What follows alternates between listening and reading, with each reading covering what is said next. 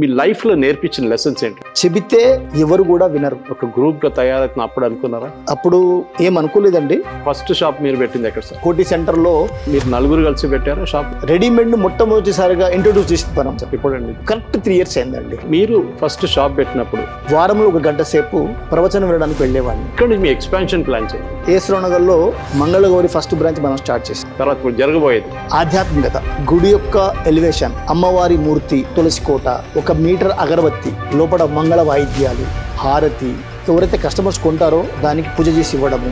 Multi city వెళ్తారా? హైదరాబాద్ కన్నా బయట కూడా వెళ్తారా? నాట్ ఓన్లీ హైదరాబాద్ అండి, ఆంధ్ర, తెలంగాణ, కర్ణాటక, మహారాష్ట్ర, కంచికి దారి మంగళగౌరి అని పెట్టడం జరిగింది. నేను కూడా కాంచీపురం 3-4 సార్లు వెళ్ళాను. కానీ కస్టమర్ మీ షాప్కి ఎందుకు రావాలి? బయట మార్కెట్లో ధరలకి మా ధరలకి చాలా తేడా ఉంటుంది. వాల్యూమ్ గేమ్ ఆడుకుంటారా? అందులో నాకు సంతోషం, సంతృప్తి కలిగిందండి.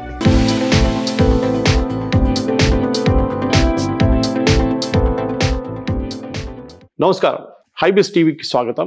ఈరోజు మనతోని కృష్ణమూర్తి గారు ఉన్నారు. ఆయన పరిచయం చేయాలంటే ఇక చాలా పెద్ద లిస్ట్ ఉంటుంది, అందుకని చిన్నగా పరిచయం చేద్దాం. Mangala Gauri group chairman, founder chairman, ఇంకా చాలా రోల్స్ ఆయన గ్రూప్లో పర్ఫామ్ చేస్తారు. కానీ మనం మెయిన్గా ఇవాళ కృష్ణమూర్తి గారికి ఇవాళ చిన్న చిన్న ప్రశ్నలతో మొదలు పెడతాం సార్. ఫస్ట్ మీరు ఎక్కడ పుట్టారు? పుట్టింది కామారెడ్డి అండి. ఓకే. సో పెరిగింది హైదరాబాద్. చదువు కానివ్వండి, పెరగడం కానివ్వండి, అన్నీ కూడా హైదరాబాద్. సో హైదరాబాద్లో మీరు పెరిగాని చెప్పారు. ఎక్కడ మీ ఫ్యామిలీ చెప్పండి, ఫ్యామిలీ గురించి, మీ ఫాదర్, మదర్, వాళ్ళందరి గురించి. మేము, మా ఫాదర్ విశ్వనాథం గారు, సో మదర్ వెంకటరత్నం గారు, మేము 4 brothers. ఈ టైంలో ఏదైతే ఫేమస్ అయిందో RRR, okay. R for Rajamouli పెద్దన్నయ్య గారు, ఆర్ ఫర్ రమణ రెండో అన్నయ్య గారు, ఆర్ ఫర్ రామచంద్రమూర్తి రాములు గారు 3 బ్రదర్. ఇట్లా RRR 3 brothers అనమాట. నా పేరు కృష్ణమూర్తి. మీ పేరు సపరేట్ వేసారు, కే సార్. ఎనీవే సార్, సో వాళ్ళు ఏం చేస్తున్నారు సార్? వాళ్ళు కూడా ఫ్యామిలీ ఒకటే ఫీల్డ్ అండి, మొత్తం బట్టల ఫీల్డే, అందరూ ఒకటే వ్యాపారం. ఓకే, ఇదే మార్కెట్లో. ఓకే. అంటే ఇప్పుడు మీరు ఫస్ట్ మీ ఫ్యామిలీ నుంచి, మీ ఫాదర్ కూడా బిజినెస్లో ఉన్నారు సార్? అంటే మా ఫాదరు ఓన్ బిజినెస్, కిరాణా అని కానివ్వండి, భారదాన్ని కానివ్వండి బిజినెస్ చేసేవారు. ఓకే. సో మేము బ్రదర్స్ నలుగురం కూడా మా చిన్నప్పటి నుంచి బట్టల ఫీల్డ్లోనే పనిచేసాం. కోటి సెంటర్లో నలుగురం 4 షాపుల్లో పనిచేసేవాళ్ళం. ఏ విధంగానంటే, నేను 7th క్లాస్ చదివేటప్పుడు మా స్టార్ట్ అయింది నాది. 7th క్లాసు హాలిడేస్ లోపల, 7th క్లాస్ స్టడీస్ అయిపోయిన తర్వాత, ఎగ్జామ్స్ అయిన తర్వాత హాలిడేస్లో నేను జాబ్ చేసేవాడిని. సేమ్ అదేవిధంగా 8, 9, 10వ క్లాసు జాబ్ చేసుకునేవాళ్ళం. అట్లా జాబ్ చేసుకుంటూ ఇంటర్ అయిపోయిన తర్వాత పర్మనెంట్గా మనము జాబ్ చేయడం జరిగింది. అన్నయ్య గారు ఏమన్నారంటే, మనం చాలు చదువుకుంది చాలు, మన ఇంట్లో ఎక్కువ చదువుకుంది నువ్వే, ఇంటర్మీడియట్ చాలు, ఇక మనం జాబ్ చేయాలి మనము అని జాబ్ చేసామన్నమాట. సో ఆ విధంగా మనము బట్టల ఫీల్డ్లోనే నలుగురం, కోటి సెంటర్లోనే నలుగురం పనిచేసేవాళ్ళం అనమాట. నేను జాయిన్ అయింది ఒక యాజ్ ఏ హెల్పర్, ఓడవడం కానివ్వండి, తొడవడం కానివ్వండి, దాని తర్వాత ఒక హెల్పర్, దాని తర్వాత ఒక సేల్స్ మ్యాన్, దాని తర్వాత ఒక సూపర్వైజర్, దాని తర్వాత ఒక మేనేజర్. హ్యాబిట్స్లో 25 years back. మార్కెట్ మొత్తం మీకు తెలుసు, టెక్స్టైల్ ఉండేది, షూటింగ్ షర్టింగ్. రెడీమేడ్ను మొట్టమొదటిసారిగా ఇంట్రొడ్యూస్ చేసి మనం పరిచయం చేసింది. యాజ్ ఏ మేనేజర్గా 1295 రూపాయలకి సూట్ పరిచయం చేయించాం. సూట్తో పాటు ఒక షర్టు, టై పిన్ ఫ్రీ ఇచ్చేవాళ్ళం. సో ఆ విధంగా రెడీమేడ్ని మనం హైదరాబాద్లో ఇంట్రొడ్యూస్ చేసాం. ఇది చెప్పుకోవచ్చు అనమాట. కానీ అక్కడి నుంచి మీరు చెప్పారు, మీరు లో లెవెల్ నుంచి స్టార్ట్ చేశారు, అన్నీ నేర్చుకుంటూ పైకి వచ్చారు. స్కూల్లో ఉన్నప్పుడే ఇది ఒక బిజినెస్ ఎక్స్పీరియన్స్ అక్కడి నుంచి మొదలైంది మీకు. కానీ మీ సొంతంగా షాప్ పెట్టుకోవాలని మీకు ఎప్పుడు ఆ ఇన్స్పిరేషన్ ఎక్కడి నుంచి వచ్చింది? తరువాత మనము పని చేసుకుంటూ మేము ఎప్పుడైతే జాబ్ చేసేవాళ్ళమో వీక్లీ వన్స్ ఒక హాలిడే ఉండేది, సండే. ఆ టైం లోపల, ఆ సండే రోజు పండుగల టైం కానివ్వండి, ఆ టైంలో మేము నలుగురం ఏం చేసేవాళ్ళం అంటే 4 మూటలు కట్టుకునేవాళ్ళం సైకిల్ మీద. మేము ఎవరైతే సప్లయర్స్ ఉండేవాళ్ళం మార్కెట్లో, వాళ్ళ దగ్గర బట్టలు తీసుకొని, మాకు తెలిసిన వాళ్ళు, స్నేహితులు, రిలేషను, ఇట్లా పర్చేస్తులు అందరి దగ్గరికి వెళ్ళి, సైకిళ్ళ మీద వెళ్ళి అక్కడ చూపించి బట్టలు ఇచ్చి ఇన్స్టాల్మెంట్లో మళ్ళీ మార్నింగ్ టైం వెళ్ళి డబ్బులు వసూలు చేసేవాళ్ళం. దాని తరువాత నెక్స్ట్ లెవెల్ ఏదైతే ఆల్ ఓవర్ ఇండియా లోపల, ఎగ్జాంపుల్ ఓణం ఫెస్టివల్ కేరళ లోపల ఫేమస్ ఉండేది, అక్కడికి వెళ్ళి సేల్ పెట్టేవాళ్ళం. రెంట్ తీసుకొని హాల్స్. అదేవిధంగా దీపావళికి చెన్నైకి వెళ్ళేవాళ్ళం.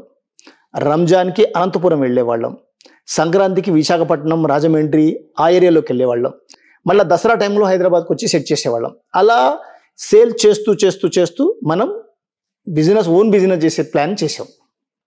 కానీ ఇంత పెద్ద ఒక గ్రూప్గా తయారైతున్న అప్పుడు అనుకున్నారా? అప్పుడు ఏం అనుకోలేదండి, చిన్నగా మొదలు చేసాం. దాన్ని అంచెలంచెలుగా భగవంతుడి ఆశీర్వాదము, మాకు మార్గదర్శనం దొరికినటువంటి మా గురుగారు అనొచ్చు, పాండురంగ శాస్త్రి అటవలే గారు, వారి యొక్క మార్గంలో వెళ్తూ వెళ్తూ మాకు ఆలోచన విధానం మారుతూ ఉంది. ఆ విధంగా వ్యాపారంలోనూ అభివృద్ధి చెందింది, జీవితంలో కూడా అభివృద్ధి చెందింది. సో ఈ ఫస్ట్ షాప్ మీరు పెట్టింది ఎక్కడ సార్? ఫస్ట్ షాప్ ఏఎస్ రావు నగర్లో మనం స్టార్ట్ చేసామండి. ఓకే. సో ఏఎస్ రావు నగర్లో మంగళగౌరి ఫస్ట్ బ్రాంచ్ మనం స్టార్ట్ చేసాం. ఎప్పుడండి ఇది? కరెక్ట్ 3 years అయిందండి. ఓకే. కరెక్ట్ 3 years అయింది. ఈ 3 years బిఫోరు నేను నా వ్యాపారం, సంసారం, వ్యవహారం చేసుకుంటూ వారంలో 1 గంట సేపు ప్రవచనం వినడానికి వెళ్ళేవాడిని, పాండురంగ శాస్త్రి అటవలే గారిది. వారి ప్రవచనం విన్న తర్వాత దాన్ని జీవితంలో దించుకోవడానికి మనం వేరే విలేజెస్కి వెళ్ళేవాళ్ళం. అక్కడ వెళ్తూ ఏ విధంగానైతే మనం మొట్టమొదటి జీవితము లోపల ఏదైతే భగవంతుడు ప్రసాదించాడో ఆ జీవితము ఏదైతే అమూల్యం, ఈ అమూల్యమైన జీవితం లోపల సమయం ముఖ్యమైనది. ఆ సమయం మనము భగవంతుని కార్యంలో, అంటే భగవంతుని కార్యం అనే స్వవికాసం, మన వికాసం కోసం వెళ్తూ ఆలోచన విధానం మారడము, జీవితంలో నేర్చుకోవడము అనేది ఏ విధంగా అయితే మనం పెరుగుతూ ఉందో ఆ విధంగా జీవితంలో కూడా సమృద్ధి రావడము, వ్యాపారం పెరగడము, ఒక అండర్స్టాండింగ్ పెరిగే దిశగా వెళ్ళడం వల్ల వ్యాపార అభివృద్ధి కూడా జరిగింది మనకి. వండర్ఫుల్. సో మీరు ఫస్ట్ షాప్ పెట్టినప్పుడు మీరు నలుగురు కలిసి పెట్టారా షాప్ కంబైన్? మా ఫ్యామిలీ బిజినెస్ అండి, ఫ్యామిలీ బిజినెస్. సో ఈ బ్రాండ్ మంగళగౌరి ఏదైతే ఉందో దాని గురించి మనం ముందుగా ఆలోచన చేస్తే ఒక అందులోపట ఆధ్యాత్మికత, ఒక గుడి యొక్క ఎలివేషన్, అమ్మవారి మూర్తి, బయట తులసి కోట, 1 మీటర్ అగరబత్తి, అది 10 గంటలు కాలుతుంది, దాని యొక్క సువాసన, లోపల మంగళ వాయిద్యాలు, హారతి, తర్వాత వచ్చేసి ఎవరైతే కస్టమర్స్ కొంటారో దానికి పూజ చేసి ఇవ్వడము, తర్వాత లోపల ఓన్లీ అంటే వాయిద్యాల సంగీతం మాత్రమే పెట్టడం, మంగళకరమైన వాయిద్యాలు పెట్టడము. ఈ విధంగా ఇవన్నీ పెట్టుకుంటూ మనం ఒక స్టార్ట్ చేస్తాం, ఒక కొత్త థీమ్. అంటే మందిరము అంటే ఏదైతే వ్యాపారం చేసుకుంటూ ఆ వ్యాపారం కూడా పవిత్రంగా ఉండాలా, ఆధ్యాత్మిక టచ్ ఉండాలా, అమ్మవారి ఆశీర్వాదం ఉండాలా, ఏదైతే డబ్బు వస్తుందో ఆ డబ్బు మహాలక్ష్మి రూపంలో రావాలా. మహాలక్ష్మి అంటే సమృద్ధి, ఆరోగ్యం కానివ్వండి, కుటుంబం కానివ్వండి, వ్యక్తిగత జీవితం కానివ్వండి, సమృద్ధి, లక్ష్మి అంటే సమృద్ధి. అది రావడానికి గుడి యొక్క రూపరేఖలతో మనం వ్యాపారం చేయడం స్టార్ట్ అయింది. ఆ యొక్క థీమ్ మనము పట్టు చీరల మీద స్పెషల్ ఫోకస్ చేయడము, ప్రజలకి నచ్చడము, చాలా గొప్ప రెస్పాన్స్ దొరికింది ఏఎస్ రావు నగర్లో కరెక్ట్గా 3 ఏళ్లలో. ఈ 3 ఏళ్లలో దాని యొక్క ప్రభావం ఈరోజు మనకి 7 షాపులు అయినాయి. అంటే 36 నెలల్లో 7 షాపులు 7 ఏరియాలలో పెట్టడం జరిగింది.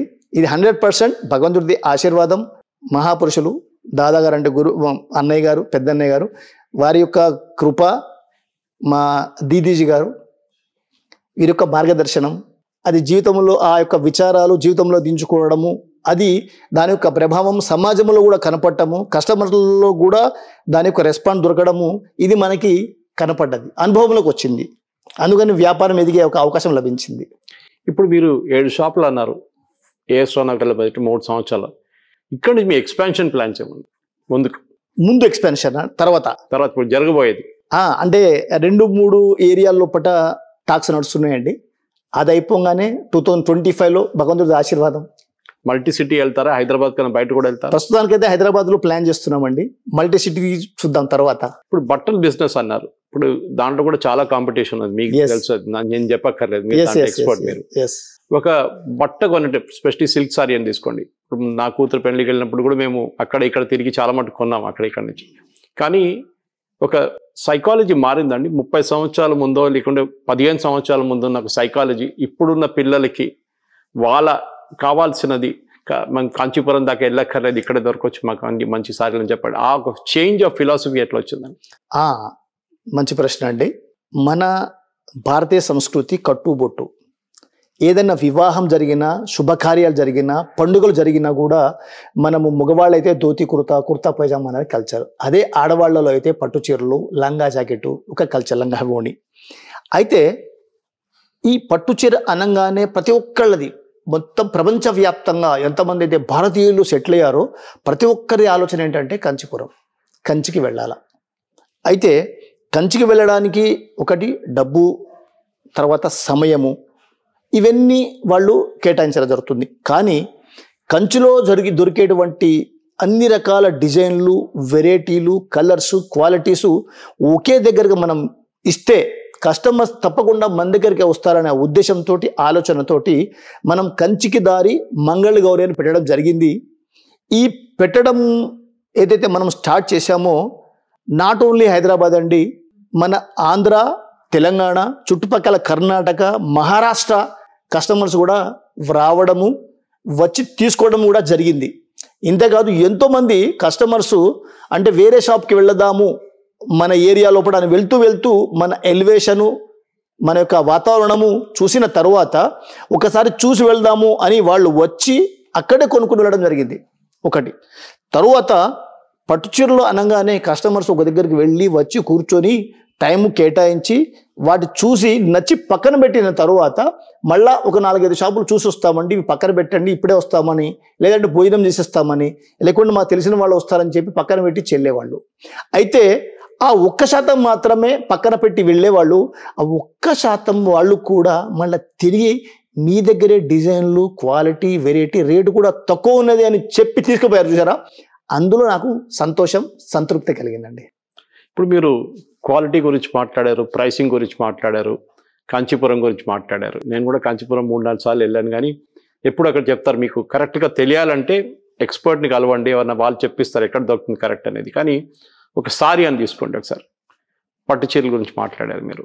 మీ సెలెక్షన్ ప్రాసెస్ ఎట్లా ఉంటుంది? మీరు కాంచీపురం ఒకటే కదా, బనారస్ ఉండొచ్చు, మిగతా కూడా ఉండొచ్చు. మీరు ఎట్లా సోర్స్ చేస్తారు? ఎక్కడి మీరే వెళ్తారా, లేకుంటే ఒక టీంని పంపిస్తారా, ఎట్లా చేస్తారు? ఒకటి మేము పర్సనల్గా వెళ్తామండి.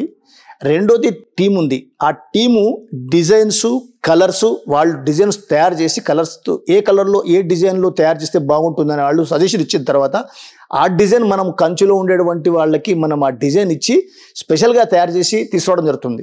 ఎందుకు అంటే ఇప్పుడు జనరేషన్ మారింది. 10-15 ఏళ్ళుగా తల్లిదండ్రులు ఏదైతే తీసుకొస్తే అదే చీరలు పిల్లవాళ్ళు తీసుకునేవాళ్ళు.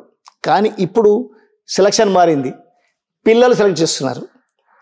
వాళ్ళకి కొత్తదనం కావాలా, డిజైన్లు కొత్తవి కావాలా, కలర్ కాంబినేషన్ కొత్తవి కావాలి, ఫెస్టల్ కలర్స్ అని కొత్త డిజైన్లు, కొత్త కలర్సు, రకరకాల డిజైన్లు, రకరకాల కలర్సు ఇప్పుడు నడుస్తున్నాయి. పెద్దవాళ్ళు పెద్దవాళ్ళు పిల్లలు కలిసి వస్తారు, కానీ కొత్త డిజైన్లు ఉంటేనే పిల్లలు సెలెక్ట్ చేస్తారు. కరెక్ట్. సో పిల్లలకి నచ్చేటి విధంగా మ్యారేజ్ ఎవరు చేసుకుంటారండి? 20 నుంచి 25, మ్యాక్సిమం 30 ఇయర్స్, మినిమం 21 ఇయర్స్. ఈ 10 ఏజ్ గ్రూప్ ఏదైతే ఉందో, 10 ఇయర్స్ గ్యాప్ ఏదైతే ఉందో, తల్లిదండ్రులకి పిల్లలకి గ్యాప్ చాలా ఉంది. సో పిల్లలు ఏ విధంగా నచ్చుతారో ఆ విధంగా తయారు చేస్తాం. అందు గురించి సక్సెస్ అయ్యాం మనం. మీరు సోర్సింగ్ గురించి మాట్లాడారు, క్వాలిటీ గురించి మాట్లాడారు, బయింగ్ ప్యాటర్న్స్ గురించి మాట్లాడారు.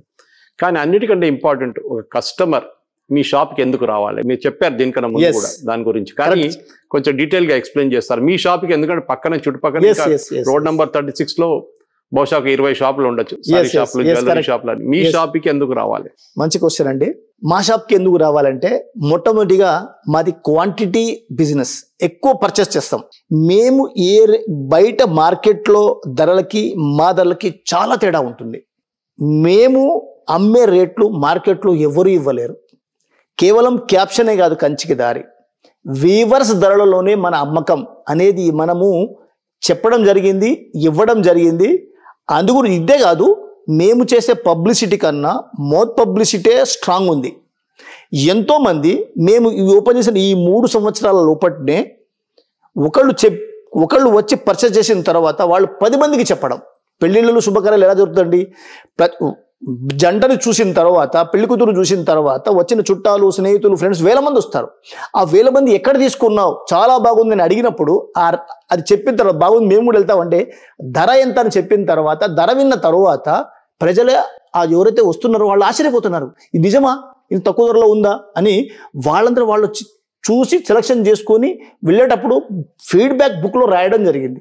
మీకు ఈ ప్రైసింగ్ మీకు ఎట్లా వస్తుంది? వాల్యూమ్ గేమ్ ఆడుకుంటారా? ఎస్, ఓన్లీ వాల్యూమ్ గేమ్ అండి, వేరే ఏం లేదు. ఎందుకంటే మనది దగ్గర దగ్గర 40-50 ఏళ్ల నుంచి మనం ఈ ఫీల్డ్లో ఉన్నాం. ఎక్కడ ఏది దొరుకుతుంది మనకు తెలుసు. మన పేమెంట్ కానివ్వండి, మనం సంపాదించింది ఏంటంటే గుడ్ విల్. డబ్బు సంపాదించట్లేదు, 100% డబ్బు సంపాదిస్తున్నాం, కానీ డబ్బుతో పాటు గుడ్ విల్ సంపాదిస్తున్నాం. ఆ గుడ్ విల్ అనేది అది చాలా ఇంపార్టెంట్. ఎందుకంటే బిజినెస్ లో గుడ్ విల్ ఏ రోజు పోతుందో ఆ రోజు మొత్తం ఇమేజే దెబ్బతింటుంది. సో మీరు ఒక బిజినెస్ మ్యాన్ గా చూసుకుంటే కూడా ఇక్కడ end of the day business అది. మీరు కామారెడ్డి నుంచి మొదలై ఇప్పుడు జూబ్లీ హిల్స్ లాంటి ప్లేస్కి వచ్చి హైదరాబాద్ 7 షాపులు ఉందని చెప్తున్నారు. మీ లైఫ్ లో నేర్పించిన లెసన్స్ ఏంటంటే చెప్పండి, బిజినెస్ లెసన్స్. ఎస్, ఏ సొసైటీ ద్వారా, ప్రజల ద్వారా 4 డబ్బులు సంపాదించడానికి ఏదైతే వ్యాపారాన్ని మేము మొదలు పెట్టామో, ఆ వ్యాపారంతో పాటు ఏ సమాజంలో మనము ఉంటున్నామో ఆ సమాజాన్ని కూడా మనం సేవ చేయాలి. సేవా దృక్పథం ఒకటి. మొట్టమొదటిది ఆధ్యాత్మికత. భక్తితోటే జీవితం మారుతుంది. భక్తి లేకపోతే జీవితం జీరో. భక్తి భగవతుడు ఒకటి. నా వ్యాపారం, నా బండి, నా బంగ్లా, నా ఆలోచనలు ఏదున్నా కానీ 000. ఈ జీరోల పక్కన ముందు ఒక భక్తి భగవంతుడిని చేరిస్తేనే ఆ సున్నాలకి విలువ. ఈరోజు వాటి ద్వారా నా గుర్తింపు. దేని ద్వారా? ఏ సమాజం ద్వారా అయితే 4 డబ్బులు నేను సంపాదిస్తున్నానో, లక్ష్మి అని మనం అనుకున్నామో, మహాలక్ష్మి మనం అనుకున్నామో, అది కేవలం డబ్బే కాదు. మనము సమాజం ద్వారా డబ్బు సంపాదిస్తున్నాము. సమాజం లోపల ప్రకృతి, ఈ ప్రకృతిని పరిరక్షించుకుంటే సమాజం పచ్చగా ఉంటుంది. అందుగురించి వచ్చిన ప్రతి కస్టమర్కి అది కొననివ్వండి, కొనకపోనివ్వండి, చూడడానికి వచ్చినా సరే ప్రతి ఒక్క కస్టమర్కి మనం తులసి మొక్క ఇస్తాం. కేవలం ఇవ్వడమే కాదు, దాని ద్వారా దాని ఉపయోగాలు ఏంటి? నాట్ ఓన్లీ తులసి ఒక ప్రతీక. కరెక్ట్. ఆ మొక్క నాటాలా, దాని ద్వారా ఎన్నైతే ఉపయోగాలు ఉన్నాయో మనకన్నా సమాజానికి ఎక్కువ తెలుసు. కరోనా సమయం అందరికీ పాఠం నేర్పించింది. కరెక్ట్, అవునా కదా? ప్రతి ఒక్కరికి ఇచ్చి మీరు కంపల్సరీ తులసి ద్వారా మీ పిల్లల పుట్టినరోజులు, మీ యానివర్సరీ, ఏవైతే ఉన్నాయో ప్రతిదానికి గుర్తుగా ఒక మొక్క నాటండి మీ ఇంటి లోపల, మీ పరిసర ప్రాంతాల లోపల. దాని యొక్క రిజల్ట్ నిదానంగా తెలుస్తుంది. ఇక తులసి మొక్క ఉపయోగాలు, చెట్టు యొక్క ఉపయోగాలు, మొక్క యొక్క ఉపయోగాలు ప్రజలకు అందరికీ తెలుసు.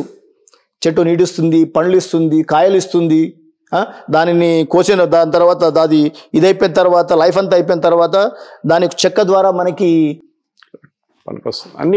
అన్ని డోర్లు కానివ్వండి, లేకుంటే ఆఖరికి ఏదన్నా గ్రామాల్లో తీసుకుంటే వంట చేయడానికి కానివ్వండి, దాని తర్వాత బొగ్గు తయారవుతుంది. ఈ బొగ్గు ద్వారా కూడా ఉపయోగాలు ఉన్నాయి. ఇవన్నీ ప్రజలు వాళ్ళకి తెలుసు. మనం చెప్పాలి, ఒక అవేర్నెస్ తీసుకొని రావాలా అని ప్రతి ఒక్క వాళ్ళకి వచ్చిన ప్రతి ఒక్కరికి మనం తులసి మొక్క ఇవ్వడం జరుగుతుంది. రెండోది భక్తి అనగానే ఆధ్యాత్మికత. భగవద్గీత, వేదాలు, ఉపనిషత్తులు అయితే చాలా ఉన్నాయి, కానీ భగవద్గీత సరళంగా ఇవ్వబడింది. ఉపనిషత్తుల నుంచి, వేదాల నుంచి సరళంగా మనకి భగవద్గీత ఇవ్వడం జరిగింది. భగవద్గీత శ్లోకాల ద్వారా వ్యక్తికి నిలబడగలుగుతాడు. ఏ సమస్య వచ్చినా, ఏ కష్టం వచ్చినా, ఎలాంటి పరిస్థితుల్లో కూడా నిలబడడానికి సమాధానం ఇచ్చేది, ధైర్యం ఇచ్చేది భగవద్గీత. ప్రతి ఒక్క శ్లోకంలో ప్రతి ఒక్క మనిషికి, ప్రతి ఒక్క సమస్యకి, ప్రతి ఒక్క పరిస్థితికి సమాధానం ఉన్నది. అందుగురించి అది తెలుసుకోవాలి అనే ఉద్దేశం లోపల భగవద్గీత పుస్తకం కూడా ప్రతి ఒక్కరికి ఇవ్వడం జరుగుతుంది. ఓకే. ఆధ్యాత్మికత, భక్తి, తర్వాత తులసి కోట, తర్వాత మందిరం, అమ్మవారు. మందిరము ద్వారా, మందిరం యొక్క నిర్మాణం ఎందుకు జరిగింది సమాజం లోపల? మందిరము ఒక ఆశ్వాసనం ఇస్తుంది, ఒక వ్యక్తికి విశ్వాసం నిర్మాణం చేస్తుంది. భగవంతుడు నీ యందు ఉన్నాడు, నువ్వు ఏమన్నా అవ్వగలవు, కాగలవు, చేయగలవు అనే శక్తిని భగవద్గీత ద్వారా భగవంతుడు మందిరంలో ఉన్నాడు. అదే మందిరంలో ఉండే భగవంతుడు నా లోపట ఉంటే అని నేను తెలుసుకుంటే, గుడికి వెళ్ళే వ్యక్తి సిగరెట్ పక్కన పడేసి లోపలికి వెళ్తాడు. ఎందు గురించి? అక్కడ దేవుడు ఉన్నాడని. అదే దేవుడు నాలో ఉన్నాడని ఏ వ్యక్తి అయితే తెలుసుకుంటాడో ఆ వ్యక్తి దురలవాట్లను వదిలేసానికి అవకాశం ఉంటుంది. ఆ విధంగా పబ్లిక్ లోపల తెలుసుకోవడానికి ఒక మొక్క కానివ్వండి, తులసి కానివ్వండి, మందిరం కానివ్వండి, ప్రజలకి అవేర్నెస్ కోసం మనం ఇవన్నీ తీసుకురావడం జరిగింది. మీకు ఎలివేషన్ చూస్తారనుకోండి, మీకు అర్థమవుతుంది మందిరం ఎలివేషన్. చాలామంది అనుకుంటారు ఇది గుడా షాపా అని.